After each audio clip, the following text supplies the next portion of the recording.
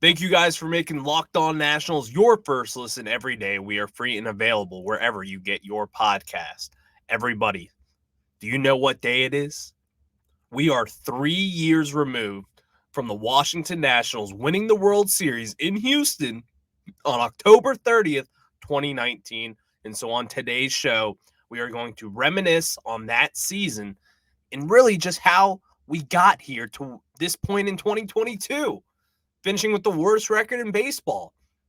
But first, we're going to start on a good note and reminisce on some good times, which was a team that brought us so much joy and meant so much to myself and as to why I sit here in this seat today.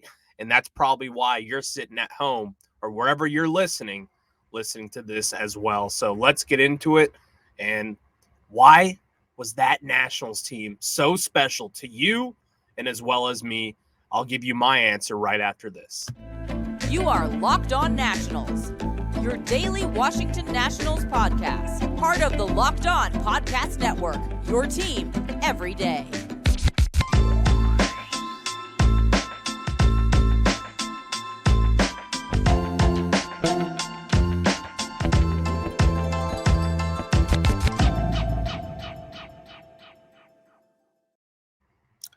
Again, thank you guys for tuning in today. This will be a fun show. I think this will be, because this is really going to tie the knot for everything that we know now as Nationals fans. We all still think about 2019. We do. And it feels like yesterday, quite frankly. Or actually, it may not, just because there's a whole pandemic and everything. And let's just be honest. It's been a rough 3 years since that 2019 World Series. 2020, last in the division. 2021, last in the division. In 2022, we also finished last in the division, if you didn't know that. So it's been a tough time. But I'm going to get into that part later in this show and really how this all crumbled down for the Nationals and how we are sitting here today with the worst record in baseball after the 2022 season. But let's go back to 2019. Obviously, we all know mid-May, 19-31. We're 19-31 in 2019. Davey Martinez is now basically a season and a half into his tenure after missing the playoffs in 2018 with a pretty loaded roster. Let's be honest. You had kind of the same core as 2019 minus Patrick Corbin, and you also had Bryce Harper on that team. And he eventually left into free agency. And when he left, that was kind of our prized possession, you could say, at that point. He was our guy. He was that person that was going to get you on ESPN Sunday Night Baseball. He was getting you in primetime games. He was kind of leading the way to the playoffs. And so that stung. That stung having Harper leave. And, we all didn't really feel too much hope moving forward. We didn't really know what to expect because all our success that we've had with the Nationals in DC has been with Bryce Harper. So a lot of people were thinking that success was going to go right out the window, including me. Now, I thought we would be good, but in 2019, after he left, I was thinking it was going to be kind of a rough year. And it wasn't going to really be a rebuild year. That was a retool year in my mind. At least that's what I thought. I knew we could be good. We had a lot of pieces. Trey Turner, Anthony Rendon, Juan Soto was emerging. There was a lot of good things. The pitching staff, obviously, Max Scherzer, Steven Strasburg, Sean Doolittle coming out of the bullpen. We just signed Patrick Corbin, who is coming off really kind of a Cy Young kind of season in 2018. And so there was a lot to be happy about. And then really, once we got off to that slow start, everyone was calling for Davey's job. Everyone wanted Davey Martinez out of town. We were all convinced that he was going to be the issue. And it was going to, if you let go of your manager that early into his tenure, that kind of means that, one, the team should be way better than they are, obviously. And two, it kind of provides as like a spark for the team in a sense. Kind of similar to what happened this year with the Phillies releasing Joe Girardi and bringing in bench coach Rob Thompson to fill the role. And look what they've done. And so you get to that point of 2019, 19-31. You battle back. They keep on winning. And obviously the Braves were really good that year as well, who we were kind of chasing their tail the whole time, all season long. The Mets started off hot too, if you remember that. And so there wasn't much hope to begin the season. But then as we just kept on going, kept on clawing back into it, we eventually made that run in the second half and finished with the wild card. And we all know what happened then. Juan Soto, thank you again for the 2019 wild card game. We go through the Dodgers. We finally slay the Dragon with the Los Angeles Dodgers, and we finally get past the National League Division Series for the first time ever as a Nationals organization. Then you get to the NLCS, and we just curb stomp the St. Louis Cardinals. Let's be honest. I look back, 2012, I was there for Game 5. I saw that epic collapse led by Drew Storen and the Nationals. I saw that. I witnessed that live and in person, and I was young, and it sucked. It stunk. My dad was waiting in line for NLCS tickets during that Game 5 at the advanced ticket sales over at Nationals Park. That's how confident he was. While he had his two sons waiting in the stands, we were just watching the game, and then all of a sudden it came crashing down. So really beating the Cardinals in that way that we did, they never led a single second that series. We swept them, obviously, 4 games out the door, and we just dominated. Max Scherzer, Anibal Sanchez, those first 2 games were electric. Anibal Sanchez, I think he had a perfect game, if I remember correctly, going into the 8th inning. If it wasn't that, it was a no-hitter. Max Scherzer also had a no-hitter bid. Look, that was amazing. That was kind of another slaying the dragon moment. We couldn't get past the Dodgers, and we didn't get past the St. Louis Cardinals. And we did both those teams in 1 year. And so we get to the World Series. The Houston Astros, they have Garrett Cole, Justin Verlander, that pitching staff, just in whole, the team, Carlos Correa, George Springer, Jose Altuve, Yuli Gurriel. They were loaded, and they were the better team on paper. They were. They had the better roster, and they had the better players, and they even had a better pitching staff, better bullpen, obviously. And do they have the better manager? I don't know. I won't answer that because I'm a Davey Martinez guy. But then we're there. We're in the moment, and we're in the World Series, and I still just can't really believe that. It's hard to grasp that we were once there. And now, 2019, Game 1, obviously, we win that. Game 2, win that as well. We're up 2-0 going home. And then we lose 3 straight games at home. And I was at all 3 of those games. I'm sure a lot of you listening were probably there as well. Crushing after losing Game 5 to go down 3-2 in the World Series. And you're going back to Houston with 2 games. That was a tough pill to swallow, if you remember that. Just think about it. You're at the mountaintop up 2-0. You're coming back to your place, and you have to win 2 more games to win the World Series, and you have 3 games at home. We were all thinking we were going to see a celebration at home, especially if you won Game 3 and go up 3-0, then you're just waiting at that moment. And so that doesn't happen. We lose all 3 of those games, 3-2. We're going back to Houston. And also, I can't gloss over this, Game 5. I think a lot of people sleep on this. Game 5 was supposed to be Max Scherzer's start. And what happens if Max Scherzer starts that game? Really?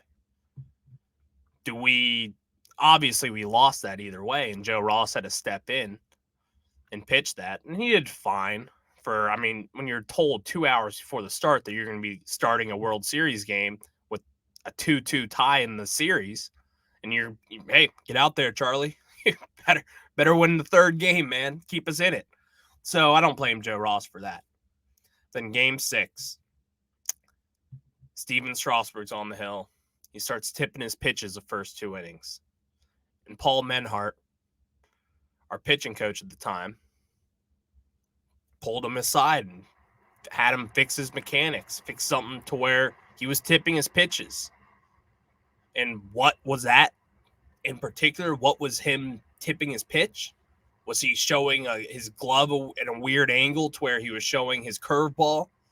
And it was different between his changeup and his fastball? Who knows? That's never became public in my sense, at least. But then let's fast forward to Game 7, which was 3 years ago today. And I'm going to get right into that right after I tell you guys about my friend over at BetOnline. BetOnline.net is your number one source for betting football and the start of the new basketball season. Find all the latest player developments, team matchups, news, podcasts, and in-depth analysis on every game. So obviously today, guys, it's football Sunday. There's also a World Series game tomorrow night, but guess what? I'm going to place a big old parlay for this football Sunday. You match it all together, look up on all their analysts and analytics that they have behind these bets, and they're going to have you covered just like they have me covered. As always, BetOnline remains your continued source for all your sports wagering info with live betting and up-to-the-minute scores for every sport out there. The fastest and easiest way to check in on all your favorite games and events, including MLB, MMA, boxing, and golf. Head to the website today or use your mobile device to learn more. BetOnline, where the game starts.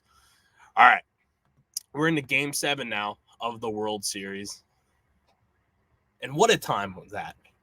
Let me tell you about this. So during that run, I was working for 106. I still am working for 106.7 The Fan, by the way, but I was working there on the promotions team. And so I was lucky enough to be at every single home game there promoting 106.7 The Fan.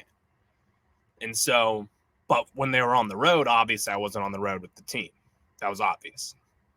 And so what I convinced myself of doing was that when we won Game 5 of the World Series, I was actually home sick in bed. Not Game 5 of the World. When we won Game 5 in the NLDS of the Dodgers series, I convinced myself that if I'm in my room, by myself, in bed, we're going to win. So I did that the NLCS for the first 2 games. We won those games. Obviously, I was at the games for Game 3 and Game 4. And so guess what? Game 1 of the World Series, in bed at home. Game 2 of the World Series, in bed at home. Game 3 through 5, obviously, I was at the game again. Game 6, World Series. In my room, alone, in bed. We win. Game 7 of the World Series, though. It was my friends and I. Obviously, my close friends were all huge Nationals fans. We grew up going together, and they're really the reason why we loved this game and why we played baseball growing up. It was because of the Nationals, because of Ryan Zimmerman and what that team did. And so we were like, we have to watch this together. We have to. And I'm very superstitious, as you know. I watched damn near the entire postseason from the comfort of my own bed because I was that superstitious about it. Is it weird? Yeah, you can make fun of it all you want, but it worked. And so Game 7 of the World Series, we're all over at my house, all over there in the basement, gathered around my tight-knit group of friends, all decked out in Nationals gear, getting ready for Game 7 of the World Series.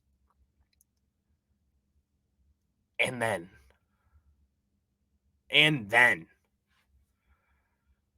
we get down early, 1-0, second inning. Yuli Gurriel hits that solo home run off Max Scherzer, who at that point was kind of a game day decision on if he was going to be pitching or not. We all kind of found out in Game 6 after he gave a little head nod over to the media who was watching him do a bullpen there. But really, we didn't really know what Max Scherzer we were going to get because this is someone who wasn't really going to tell you if he's feeling the pain. He was going to go through it and pitch with the pain. That's just who he is. He's kind of a psychopath when he's on the mound, as we all know. And so it's 1-0, bottom of the second inning. And then fast forward to the bottom of the fifth, it's 2-0, and it's not looking good. And so my friends and I are there. We're like, we got to switch up the mojo. We have to. What are we going to do to be able to switch this up? And so we make the hard decision to go to Glory Days, and we get there in the bottom of the sixth inning. And then the top of the seventh inning was when all hell broke loose, and Howie Kendrick hit that home run off the foul pole. Well, obviously, Rendon started that with his home run over to left field, and that was to get us on the board. And we were down 2-1. And that's when it was like, okay, we're getting the bats going. We're getting them going. And then they pull Zach Greinke. Do you remember that decision? Zach Greinke was mowing us down. And then once Rendon hit that home run, they made the decision to pull him. And he was doing just fine. We couldn't hit him that day. But so they pulled him. And they went to Will Harris. I was going to say Will Smith. They went to Will Harris, who was one of their most reliable pieces out of the pen. Someone who dominated that year, quite frankly. He was always good in the postseason. He was nails. And so they pull him. We all know what happened. Juan Soto draws the walk. Or was it Juan Soto? But then, beside the point, Howie Kendrick comes up to the plate and hits that 2-run home run off the right field foul pole to make it 3-2 Washington Nationals. And all of a sudden, we were back in it. We had the lead. And that team that just kept on clawing back and coming back in it took the lead in Game 7 of the World Series. And the mojo completely switched out from there. Bottom of the 7th, Patrick Corbin nails, gets through the inning.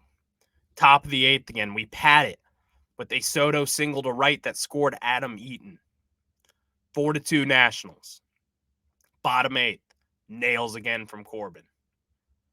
Top 9, we add another 2 runs from an Eaton single that scored Yan Gomes, and Robles scored.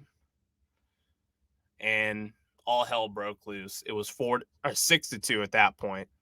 And it seemed like the Nationals were well on their way to winning a World Series, and they got that done with Daniel Hudson shutting the door. What a team that was.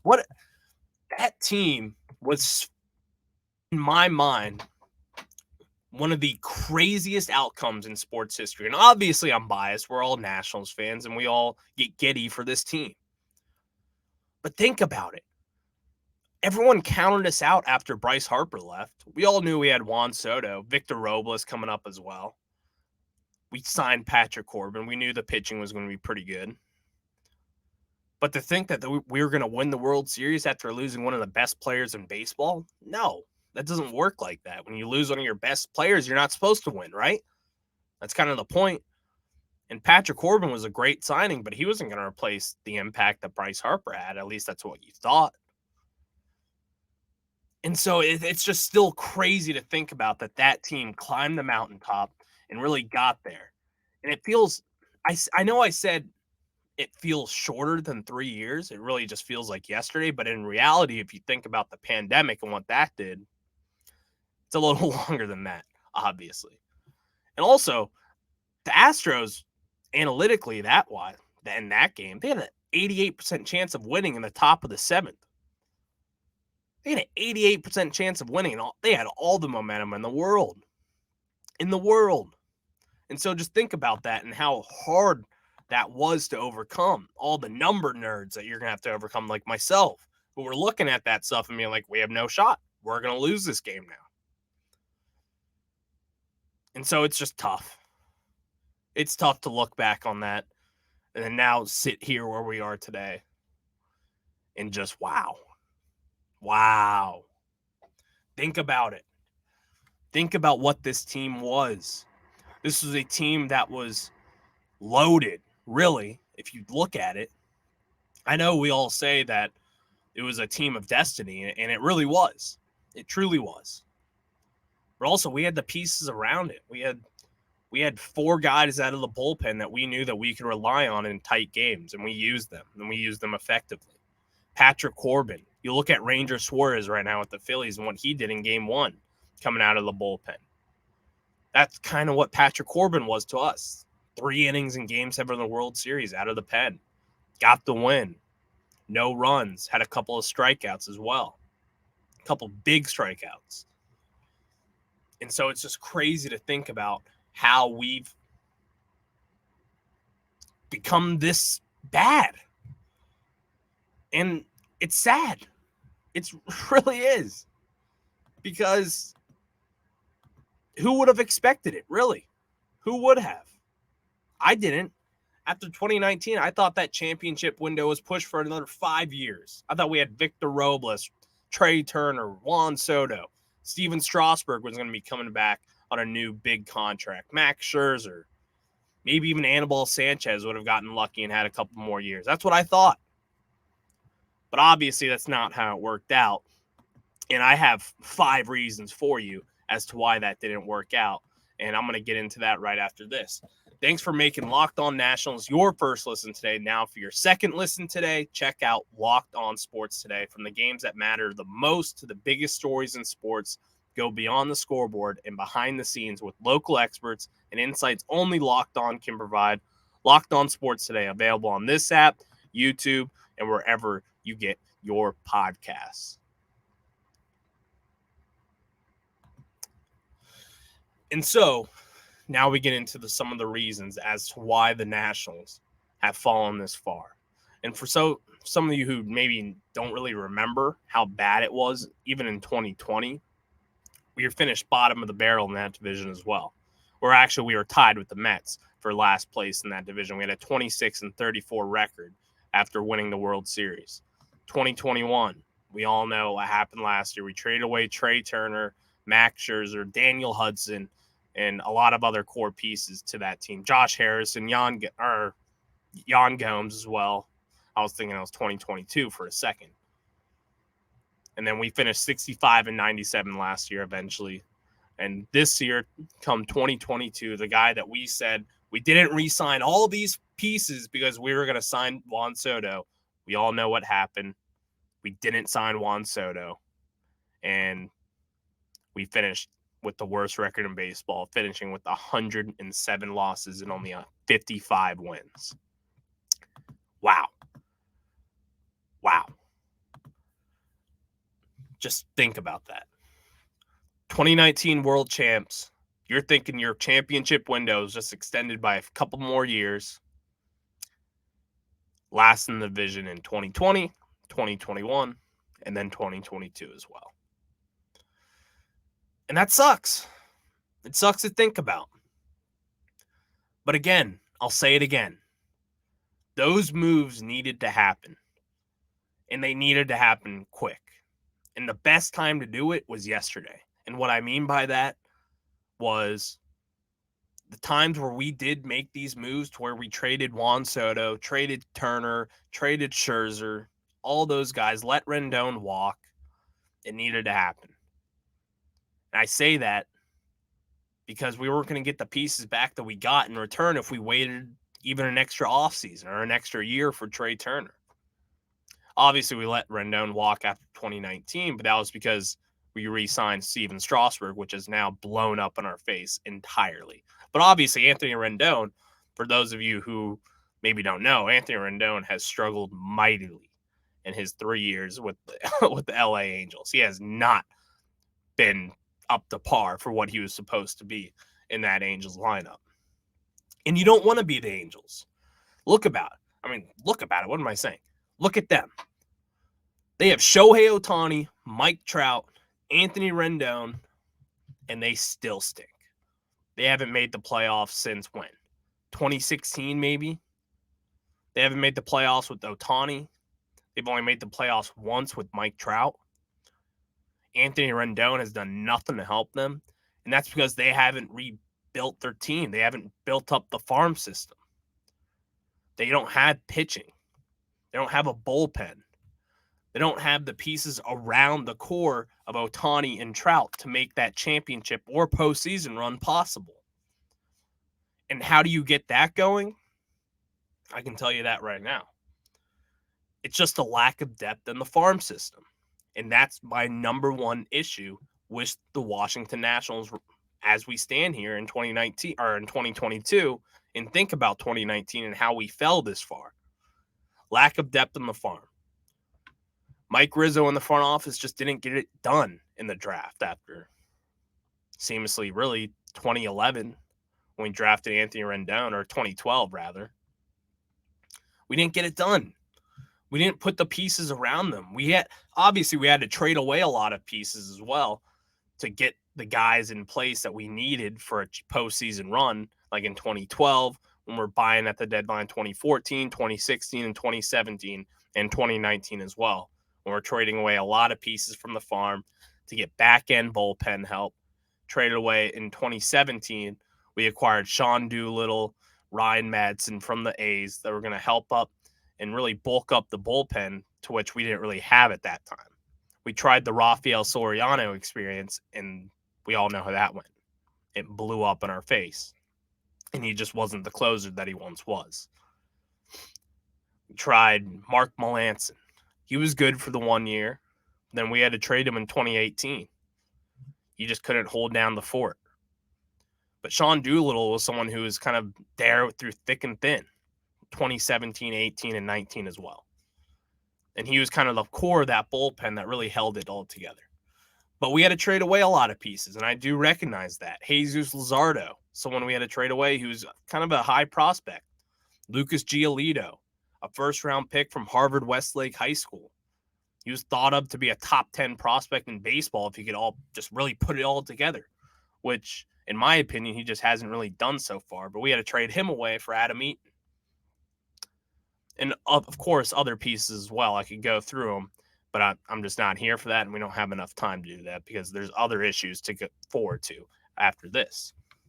We had an old team around the core. Think about it. I kind of wrote down this list before the show today. Anibal Sanchez, in his late 30s, this is someone who we signed, and we didn't really have too high of expectations to him. We knew he was going to be a 4 or 5 starter, and he came through for us. He pitched really well. The first half of the 2019 season, he was god-awful. But that back half of 2019, damn good. And obviously, he pitched some meaningful postseason innings as well. Asdrubal Cabrera, DFA'd by the Texas Rangers in the middle of August. Mike Rizzo knows him. He traded for him back in 2014. We picked him up, and Asdrubal Cabrera came in and was lights out. This is someone who was struggling mightily at the plate. He wasn't really known for his bat. He was kind of a wizard defensively over at shortstop, second base, or even third base, wherever you put him. We pick him up, and he plays a flawless second base, and he's hitting and getting big-time hits in general to eventually really just take over that second base spot. Howie Kendrick. Howie Kendrick was that bat that we could rely on in a pitch-hitting situation or come in and play first base when Ryan Zimmerman couldn't. He was going to play second base as well. You would put him in the outfield. He was kind of that utility player who could start 4 to 5 games a week. And obviously, his bat that year was out of this world. He had some of his best career numbers that year, but he was getting old, and we knew that. Kurt Suzuki, holding it down behind the dish alongside with Yan Gomes. Those are 2 older guys. That was kind of the platoon that Rizzo has always wanted behind the plate. We never really have had a catcher to call our own besides now with K-Bear Ruiz. And so that was that platoon that we really relied on with that team. And that was, I think, a really slept-on version of as we were so successful in 2019, really, with the pitching staff. Sean Doolittle, someone I already kind of mentioned. He was getting older at that point, and in 2019, if you remember, we used him so often that he kind of started to blow up in the second half of the season, and that wasn't really to his own fault. We just had no one else in the bullpen to help, and so that usage on his arm, coming in and closed his high fastball, it just wasn't really effective anymore in the back end of 2019, although he pitched some very meaningful innings in the postseason and did a great job. DC legend, of course. And then lastly, Mr. National, Ryan Zimmerman. Or not even lastly, there's someone else after this. Ryan Zimmerman, he was kind of wrapping up his career. He had a good year.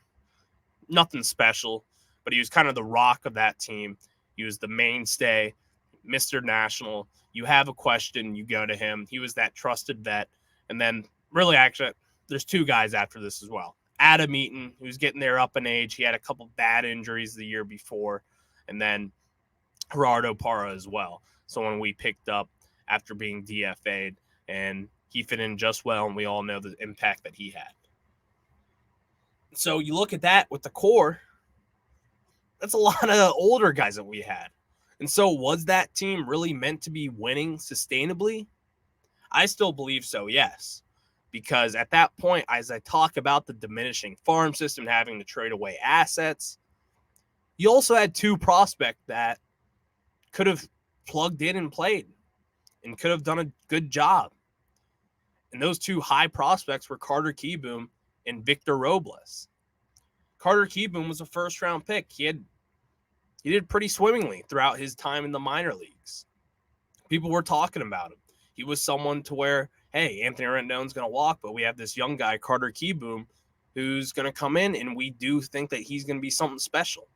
Not something special, but he was going to come in and play good third base, and he had a nice hit tool with a little bit of pop. And he was also still developing. He was young, drafted out of high school, first-round pick. He was someone to where this farm system in the front office, you can kind of point to him and be like, yeah, we have him coming up to replace Rendon.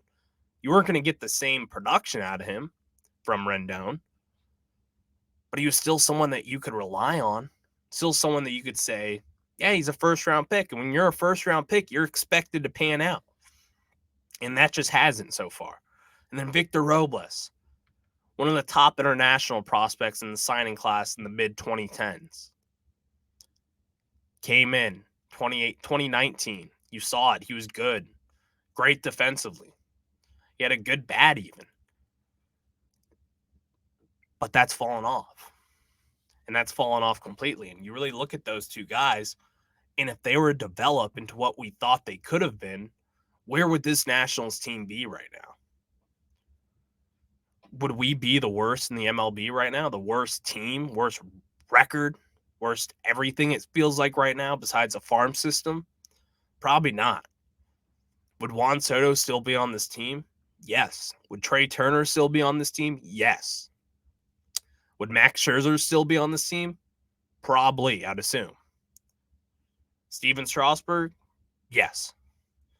But he has some health issues, obviously, so we know that. But that makes a difference because this was something to where they thought they had guys. They thought they had some chickens in the pen, but they just didn't. And those two guys just haven't panned out. And I truly believe that if those two guys alone would have been able to just step it up and really just been a mainstay for this Nationals team, we would have been in a different position now because they played center field and third base. Those are two main positions to where we need production out of in today's game in the MLB. You need it. You need it. And we just aren't getting that, and we weren't going to get that. And then obviously, the obvious. Not re-signing Anthony Rendon, not extending Trey Turner, and trading away. Well, what am I saying? Trading away Trey Turner and as well as Max Scherzer. That was the catapult of this. That's when we knew that this was over. And if you still are living in that time, it's over. I'll confirm that for you now. It's done with, unfortunately. And so a lot has happened since 2019. But I still stay today, as I mentioned a couple days ago when I was talking about Mike Rizzo's vision for this rebuild, I still believe in this front office and what they've done over the last year and a half and really rebuilding this farm system and getting to the point where we were in 2012 when all of this started. It's something that really needed to happen. We need to replenish the farm system. We need to have guys to be able to put around the stars that we have. And obviously right now we're still in the process of creating those stars and getting those pieces around the stars to make it an effective ball club, get the bullpen right, starting pitching. And so there's a lot of different things as to why this Nationals team has fallen so far. But to me, it all just comes down to the farm system. You look at the Dodgers and why they're still good today. You can knock them all you want and say, oh, they have all the money in the world to spend. They do. But then they also back it up with the farm system where you can trade away a top 50 prospect with K-Bear Ruiz, and guess what? They had Diego Cartaya waiting in the pens as well. And look at him. He's now a top 10 prospect in baseball. Just because you're good doesn't mean you can't produce top prospects. Look at it. The Dodgers and the Yankees, these clubs still do it. They still are able to produce these top 10 prospect types to where they'll be able to help Aaron Judge. They'll be able to help the core around Mookie Betts, Trey Turner now, and Freddie Freeman, Clayton Kershaw, all of those guys. It all comes together. And really, when you don't have that and you don't have that production out of the farm system and really out of the front office, then it's all going to come crashing down. That's just the way it is. And so that's really the main focal point for me, that the farm system just didn't get it done. And we just juiced way too many of our top prospects, you could say, for win-now situations, to where obviously that came and paid everything off in 2019, winning the World Series. But it does suck because we feel like we were robbed of what could have been an even longer championship window. And even sitting that here today, it sucks to say. Losing all those guys. 2018, you had Bryce Harper, Juan Soto, Anthony Rendon. All those guys. All gone. All of them. But we still have Victor Robles and Patrick Corbin, thank God.